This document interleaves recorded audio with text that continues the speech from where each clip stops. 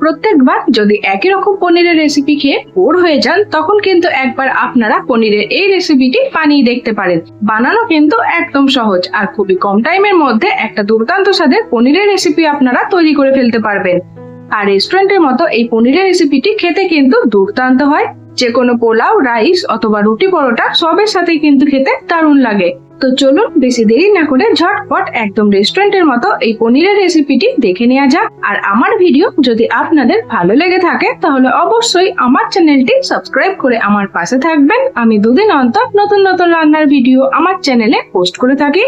এই পনিরের রেসিপিতে দেওয়ার জন্য প্রথমে একটা ভাজা মশলা তৈরি করে নেব। তার জন্য একটা প্যানের মধ্যে দিয়ে দিলাম 1 চামচ মতো গোটা জিরে, 1.5 চামচ মতো গোটা ধনে, 1.5 চামচ মতো গোটা মৌরি, 2টো এলাচ, একটা শুকনো লঙ্কা, অল্প একটু দারচিনি আর 6 থেকে 7টা মতো গোলমরিচ। এখন গ্যাসের ফ্লেমটা একদম লোতে রেখে এই ভাজা মশলাটা কিন্তু খুব ভালোভাবে ভেজে নিতে হবে, যতক্ষণ না অবধি এর থেকে খুব সুন্দর একটা গন্ধ বেরিয়ে আসছে। মশলাটা ভাজা হয়ে গেলে এটাকে আমি 10 মিনিটের জন্য ঠান্ডা হতে রেখে দেবো। আর ততক্ষণে পনিরের রেসিপি বানাবার জন্য পনিরটা কেটে নিচ্ছি। এখানে আমি নিয়েছি বেশ কিছুটা পরিমাণে পনির, প্রায় 300 গ্রাম মতো এখানে পনির আছে।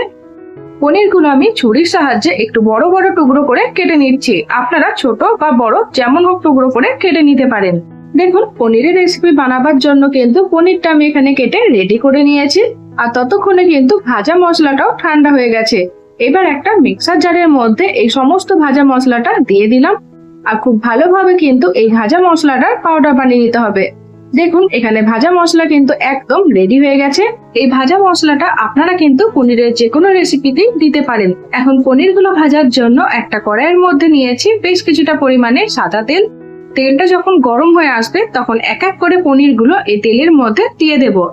আর এই পনিরগুলো দেওয়ার আগে কিন্তু তেলের মধ্যে আমি অল্প একটু পরিমাণে নুন দিয়েছিলাম। নুন দেওয়া থাকলে পনিরগুলো তেলে দেওয়ার সময় কিন্তু তেলটা আর ছিটে আসবে না, আর পনিরগুলোও দেখবেন নিচে থেকে লেগে যাবে না। এখন গ্যাসের ফ্লেমটা লো টু মিডিয়ামে রেখে এই পনিরগুলো হালকা গোল্ডেন কালার করে ভেজে নিতে হবে। দেখুন এখানে পনিরগুলো কিন্তু খুব হালকা করে ভেজে নিয়েছি। এবার এক এক করে পনিরগুলো তুলে আলাদা জায়গার মধ্যে আমি রেখে দিচ্ছি। যারা পনির খেতে খুবই ভালোবাসেন তারা কিন্তু একবার এইভাবে পনিরের রেসিপিটি বানিয়ে দেখতে পারেন। এর স্বাদ কিন্তু মুখে লেগে থাকবে। আবার ওই একই তেলের মধ্যে বাকি পনিরগুলো আমি দিয়ে দিচ্ছি ভেজে নেওয়ার জন্য। এখানে পনিরগুলো কিন্তু খুব বেশি লাল করে ভাজার প্রয়োজন নেই, হালকা লাল করে ভেজে নিলেই কিন্তু হয়ে যাবে। আর যদি মনে হয় যে পনিরটা খুবই শক্ত হয়ে গেছে তাহলে পনিরগুলো ভাজা হয়ে যাওয়ার পর আপনারা হালকা গরম জলের মধ্যে কিছুক্ষণ ডুবিয়ে রাখতে পারেন। এর ফলে দেখবেন পনিরগুলো বেশ অনেকক্ষণ অবধি নরম থাকবে। আমার এখানে পনিরটা কিন্তু এমনি খুব বেশি নরম, তাই আমি আর গরম জলের মধ্যে ডুবিয়ে রাখিনি। দেখুন এখানে সব পনিরগুলোই কিন্তু আমি এক এক করে ভেজে রেডি করে নিয়েছি। পনির ভাজা সব তেলটাই কিন্তু আমি প্রায় তুলে নিয়েছি। আর কড়াইয়ের মধ্যে রেখে দিয়েছি মাত্র 1 চামচ মতো তেল। ওই তেলের মধ্যে আমি দিয়ে দিলাম পেঁয়াজ কুচি।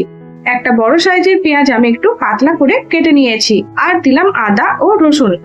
এই পেঁয়াজ, আদা ও রসুনটা তেলের মধ্যে আমি 2-4 বার নেড়ে চেড়ে ভেজে নিচ্ছি। তবে এগুলো কিন্তু একদমই লাল করে ভাজলে চলবে না, খুবই হালকা করে ভেজে নিতে হবে। এখন এর মধ্যে দিয়ে দিচ্ছি প্রায় 6 থেকে 7টা মতো কাজু। কাজুটাও আমি এর সাথে নেড়ে চেড়ে প্রায় 1 মিনিটের জন্য ভেজে নেব। দেখুন এখানে সবকিছু কিন্তু আমি খুবই হালকা করে ভেজে নিয়েছি। আর ভাজা হয়ে যাওয়ার পর প্রায় 10 মিনিটের জন্য ঠান্ডা হতে রেখে দেব। মশলাটা পুরোপুরি ভাবে ঠান্ডা হয়ে যাওয়ার পরই কিন্তু এটার আমি পেস্ট বানিয়ে নেব।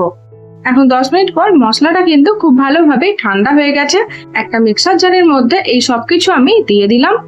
এর সাথে দিলাম 1 চামচ মতো পোস্ত। অল্প একটু জল দিয়ে এই মশলাটা কিন্তু খুব ভালোভাবে একটা পেস্ট বানিয়ে নিতে হবে। দেখুন পনিরের রেসিপি বানাবার জন্য কিন্তু মশলার পেস্ট আমাদের একদম রেডি হয়ে গেছে। একটা চামচের সাহায্যে এই মশলার পেস্ট আমি দেখিয়ে দিচ্ছি।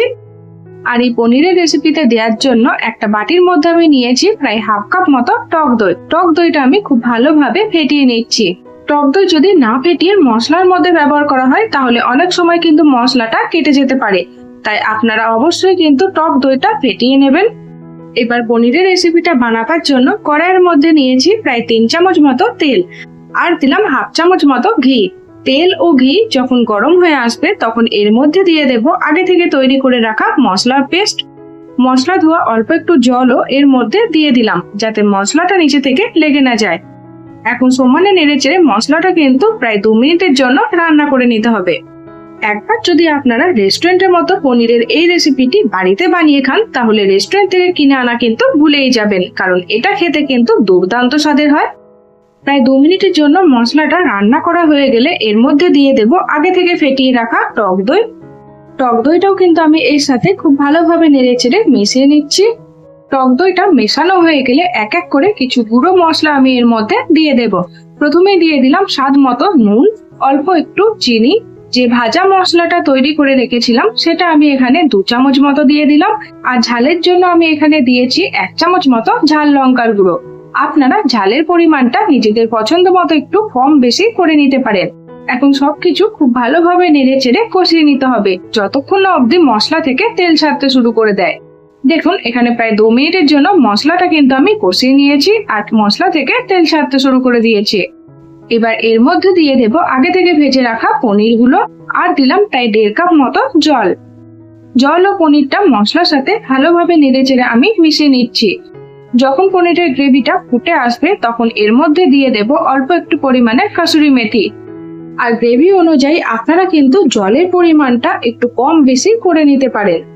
এখন গ্যাসের ফ্লেমটা একদম লো টু মিডিয়ামে রেখে ঢাকা দিয়ে প্রায় 5 মিনিটের জন্য রান্না করে নেব, যাতে পনিরের মধ্যে মশলাটা খুব ভালোভাবে ঢুকে যায়। এখনো অবধি যদি আপনারা না বানিয়ে থাকেন তাহলে একবার কিন্তু পনিরের এই রেসিপিটি বানিয়ে দেখতে পারেন। প্রায় 5 মিনিট পর ঢাকাটা আমি খুলে দিলাম।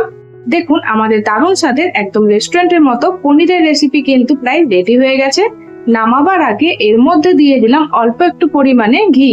এইভাবে নামাবার আগে ওপর থেকে যদি অল্প একটু পরিমাণে ঘি দিয়ে দেওয়া হয় তাহলে পনিরের রেসিপিটা খেতেও ভালো লাগে আর খুব সুন্দর একটা গন্ধ বেরোয়। এখন গরম গরম এই পনিরের রেসিপিটি আমি বাসন্তী পোলাওয়ের সাথে পরিবেশন করে নিচ্ছি। যে কোনো পোলাও, রাইস অথবা রুটি, পরোটা, লুচি সবের সাথে কিন্তু পনিরের রেসিপিটি খেতে দারুণ লাগে। যারা পনির খেতে খুবই ভালোবাসেন তাদের কিন্তু এই রেসিপিটা একবার খেয়ে মন পোষাবে না, আমি কথা দিচ্ছি। তখন বারবার দেখবেন শুধু এইভাবেই পনিরের রেসিপিটা বানিয়ে খেতে মন যাবে। তো আমার এই দারুণ স্বাদের একদম রেস্টুরেন্টের মতো পনিরের রেসিপি আপনাদের কেমন লাগলো কমেন্ট বক্সে জানাতে ভুলবেন না। আর আমার ভিডিও যদি আপনাদের ভালো লেগে থাকে তাহলে অবশ্যই আমার চ্যানেলটি সাবস্ক্রাইব করে আমার পাশে থাকবেন।